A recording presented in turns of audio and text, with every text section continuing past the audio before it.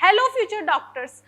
हर medical student का सपना होता है कि इसको बस एम्स मिल जाए। तो अगर एम्स कॉलेज चाहिए तो उसके लिए आपको बहुत ज़्यादा मेहनत करनी पड़ेगी, लेकिन उससे भी पहले आपको इसके बारे में पूरी इन्फॉर्मेशन होना बहुत ज़्यादा ज़रूरी है। तो आज मैं इस वीडियो में आपके लिए लेकर आई हूँ ऑल इन्फॉर्मेशन अबाउट एम्स। सबसे पहले आप कमेंट बॉक्स में बता दो यार कि आपका ड्रीम कॉलेज कौन सा है, आपको कौन सा मेडिकल कॉलेज चाहिए, और अगर आपको एम्स चाहिए तो कौन से स्टेट का चाहिए। प्लीज़ जो भी मेडिकल कॉलेज आपको चाहिए वो आप अपना मेडिकल कॉलेज कमेंट बॉक्स में मेरे साथ शेयर कर सकते हैं। तो स्टार्ट करते हैं कि क्या इसकी इंफॉर्मेशन है, क्या कट ऑफ जाती है, कैसे होता है, कैसे स्टैब्लिश्ड हुआ था उसके बारे में।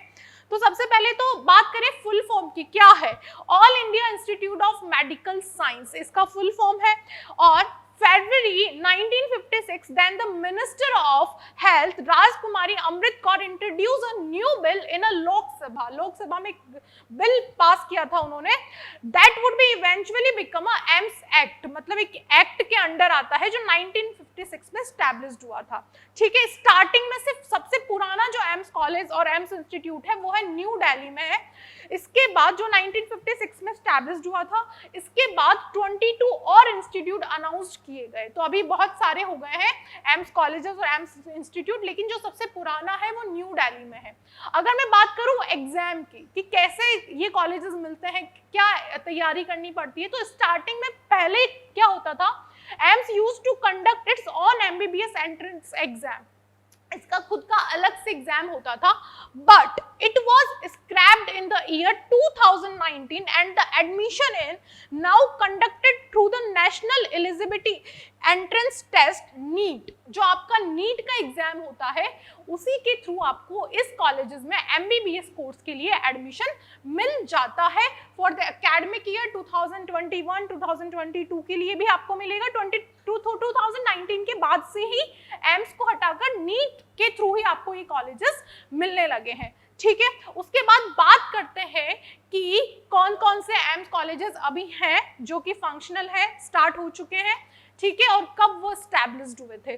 सबसे पहले अगर मैं बात करूं तो सबसे पहले कौन सा आ जाएगा, एम्स दिल्ली जो कि हमारा न्यू दिल्ली में है, देन एम्स भोपाल मध्य प्रदेश में है, भुवनेश्वर ओडिशा में है, जोधपुर राजस्थान में है, देन पटना जो बिहार में है, एम्स रायपुर छत्तीसगढ़ में है, एम्स ऋषिकेश जो उत्तराखंड में है, एम्स रायबरेली जो उत्तर प्रदेश में है। स्टैब्लिश्ड ईयर इनका न्यू दिल्ली का 1956 है, मैं ऑलरेडी बता चुकी हूँ। ठीक है, बाकी ये जो सारे हैं एमपी, उड़ीसा, राजस्थान, बिहार, छत्तीसगढ़, ये एक ही साथ एस्टैब्लिश्ड हुए थे 2012 में, और उत्तर प्रदेश में 2013 में इसको एस्टैब्लिश किया गया था जो कि रायबरेली में है। उसके बाद मंगलागिरी जो आंध्र प्रदेश में 2020 में हाल ही में स्टैब्लिश्ड हुआ है।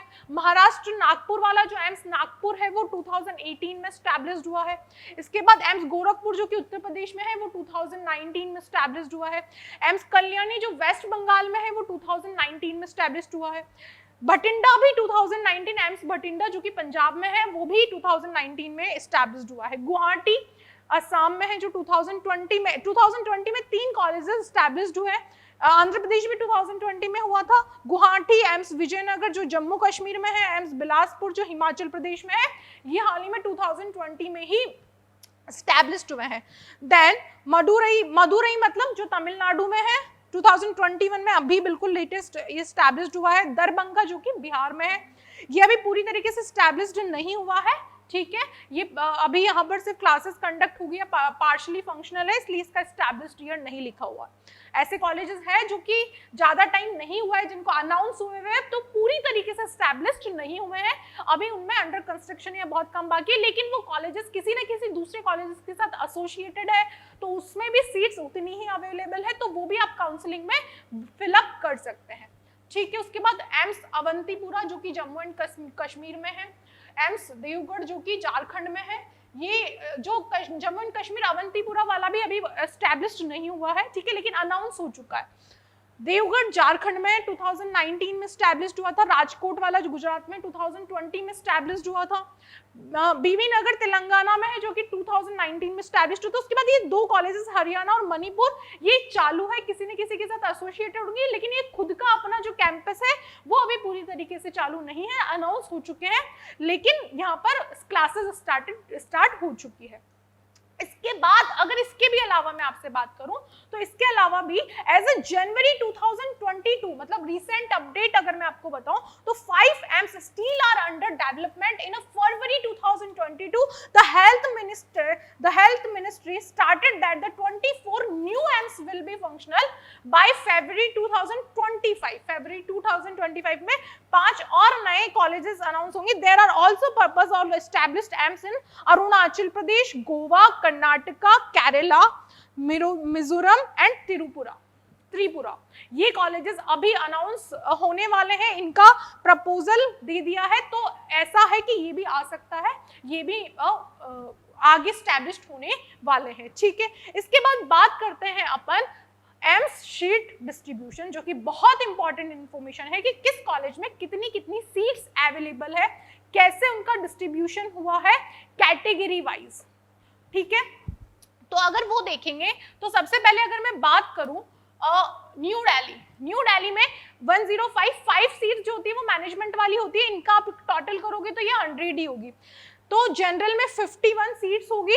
ठीक है, जनरल की सीट्स 51, ओबीसी 27, एससी 15, एसटी 7। इसके बाद जो भोपाल है 105, उसमें कैसे टोटल 105 होती है। इसके बाद जो डिस्ट्रीब्यूशन है वो जनरल का 51, 27, 15, 7, और आप देखोगे तो यही डिस्ट्रीब्यूशन किसका है, भुवनेश्वर का है, यही डिस्ट्रीब्यूशन जोधपुर का है, यही एम्स पटना का भी है, यही एम्स रायपुर का भी है, और यही एम्स ऋषिकेश का भी है। तो ऋषिकेश यहाँ तक 105 सीट्स अवेलेबल है। देन उसके बाद रायबरेली में 52 सीट्स अवेलेबल है, जिसका डिस्ट्रीब्यूशन होगा जनरल को 26, ओबीसी 13, एससी 7 और एसटी 4 सीट्स अवेलेबल है। उसके बाद अगर बात करूं एम्स नागपुर में वापस से 105 सीट्स अवेलेबल है, 51 जनरल के लिए, 27 ओबीसी के लिए, एससी के लिए 15, एसटी के लिए 7। गोरखपुर में 53 सीट्स अवेलेबल है, 24 जनरल के लिए, 14 ओबीसी के लिए, एससी के लिए 8 और 4 एसटी के लिए। नाउ कल्याणी जो कि वेस्ट बंगाल में है, कल्याणी एम्स कल्याणी जो कि वेस्ट बंगाल में है, 52 टोटल सीट्स हैं इसमें, जिसमें 24 जनरल की है, ओबीसी की है 14, 8 एससी की है और एसटी की है 4। भटिंडा में 53 सीट्स है, 24 जनरल, 14, 8 और 4। ठीक है, मैनेजमेंट को थोड़ा ऊपर नीचे कर लेते हैं।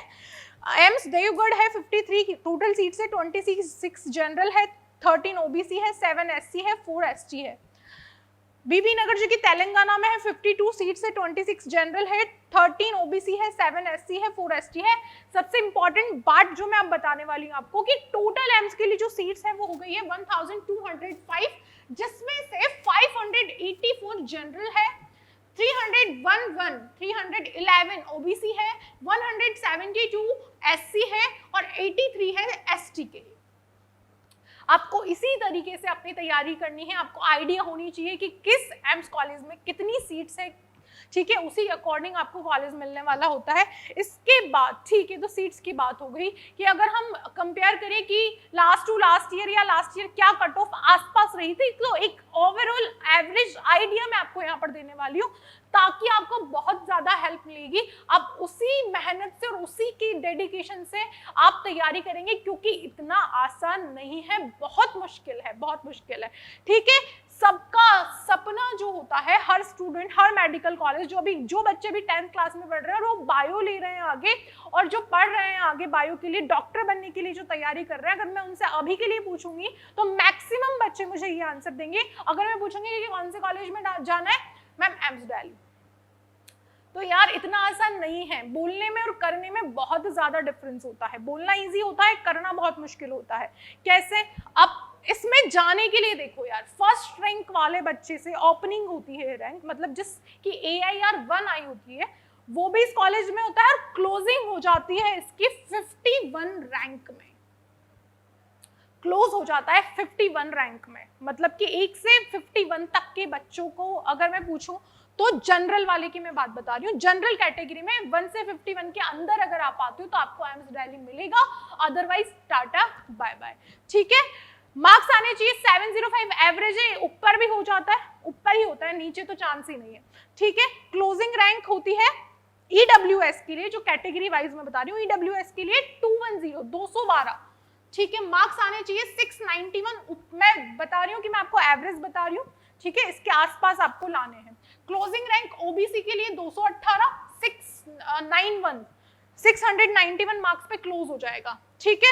इसके बाद भुवनेश्वर 586 रैंक पे क्लोज हो जाएगा, मार्क्स 681 चाहिए, ठीक है, इससे ऊपर ही कट ऑफ जाती है, ऊपर या आसपास, नीचे ही रहती है, आसपास है ना, मैं आपको एक एवरेज आइडिया दे रही हूँ। 2196 रैंक पे ईडब्ल्यूएस में क्लोज हो जाएगा, 660 मार्क्स लाने पड़ेंगे ईडब्ल्यूएस वालों को भी भुवनेश्वर एम्स में जाने के लिए, ठीक है। ओबीसी की बात करूं तो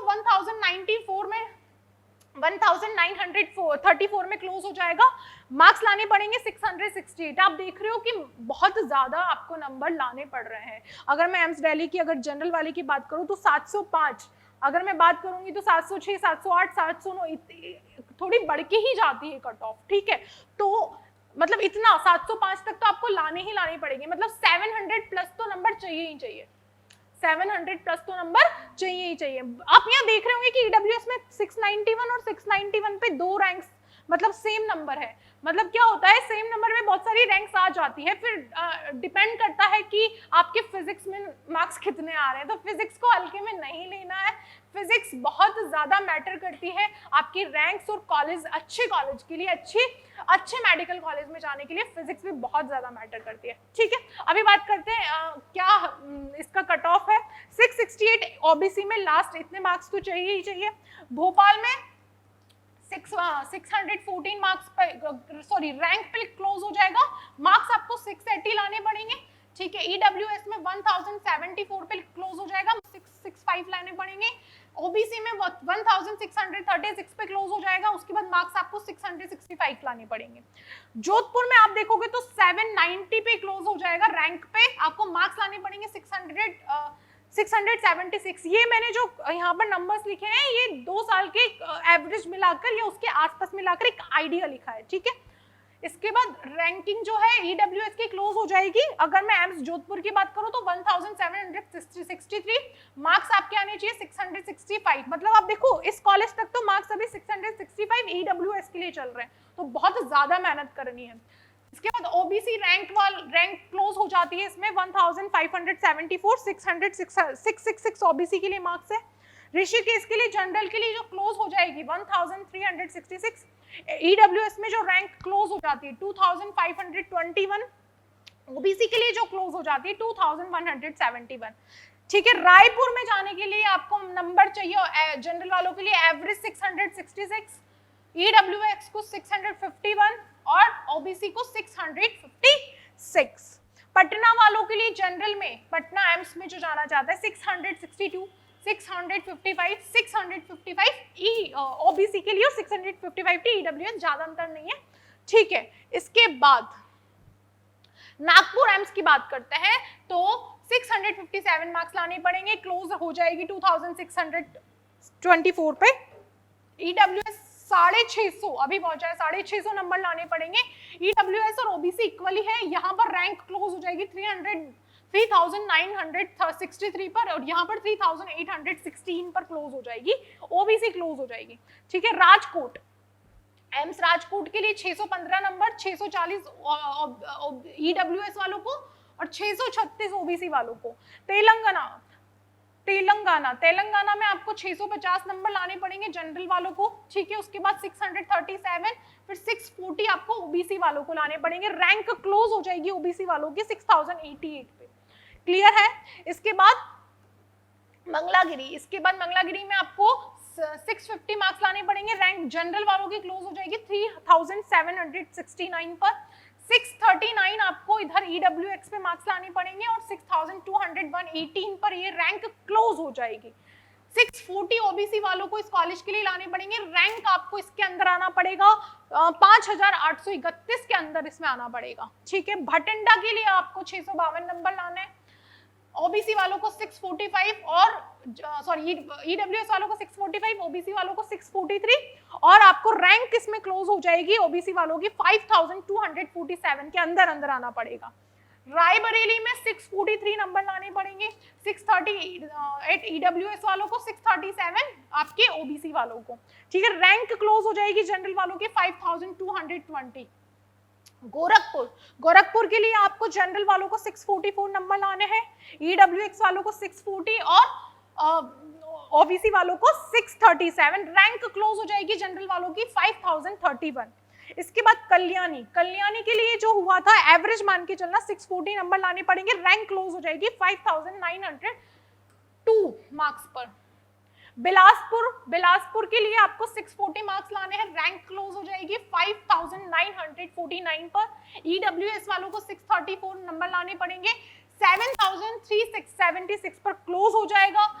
ओबीसी वालों को 635 नंबर लाने पड़ेंगे, 7286 पर क्लोज हो जाएगा। नाउ देवगढ़ के लिए आपको 636 नंबर लाने पड़ेंगे, क्लोज हो जाएगा 6783 पर। ईडब्ल्यूएस वालों को 634 मार्क्स लाने पड़ेंगे, क्लोज हो जाएगा 7867 पर। ओबीसी वालों को 633 मार्क्स लाने पड़ेंगे। गुवाहाटी वालों को 636 जनरल के लिए लाने पड़ेंगे और ओबीसी वालों को 629 लाने पड़ेंगे और 633 ओबीसी वालों को चाहिए। जम्मू एंड कश्मीर के लिए 633 जनरल, 627 ईडब्ल्यूएस और 630 ओबीसी।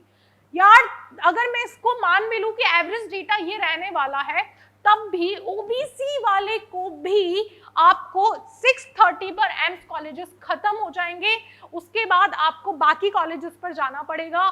720 में से 630 प्लस नंबर अगर आप लाते हो तो आपके चांसेस है कि आपको कोई ना कोई सिटी का एम्स मिल जाएगा। तो यार आप समझ रहे हो कि कितनी ज्यादा मेहनत की जरूरत है और कितने ज्यादा डेडिकेशन के साथ मेहनत करनी पड़ेगी, क्योंकि नंबर लाने हैं बहुत ज्यादा।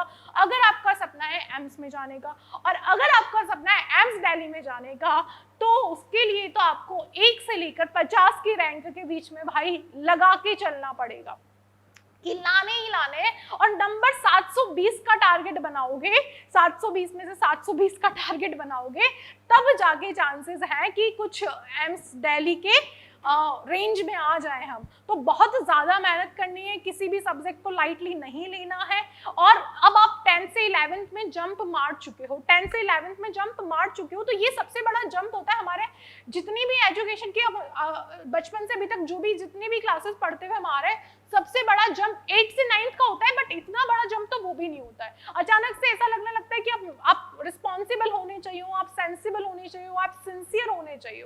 सो दैट्स वाई आपको बहुत ज्यादा मेहनत करनी है, क्योंकि सिलेबस ऐसा लगता है यार इतना सारा अचानक से कैसे हो गया, इतना सारा अचानक से कैसे हो गया। आपको हर चीज, आपको डिसिप्लिन लाना पड़ेगा अपने स्टडी में, आपको बहुत सारे चेंजेस लाने पड़ेंगे। स्कूल टाइम खत्म हो चुका है, मस्तियां खत्म हो चुकी है, वो जो आपका स्टडी पैटर्न है जिससे आप पढ़ते हुए आ रहे हो वो नहीं चलेगा। अब यू हैव टू फोकस, है ना। अब आपको बहुत ज्यादा मेहनत करनी पड़ेगी। तो आई होप आपको अपना जो भी ड्रीम कॉलेज है वो मिल जाए। आप उसके लिए बहुत मेहनत करो, ठीक है। और हमारी वीडियो को लाइक करो, चैनल को सब्सक्राइब करो। Thank you so much.